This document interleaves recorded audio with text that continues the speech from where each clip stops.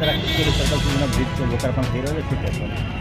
વડોદરા શહેરમાં આજ રોજ માંજલપુર વિસ્તારમાં આવેલ દરબાર ચોકડી કિશોરી સર્કલ કાલાદરા સુધીના લોકાર્પણ કરવામાં આવ્યું.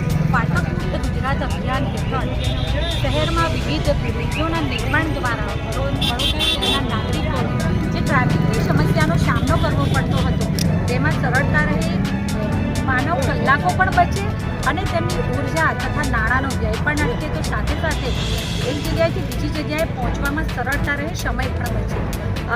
વડોદરા મહાનગરપાલિકા અને રેલવે વિભાગના સંયુક્ત પ્રયાસોથી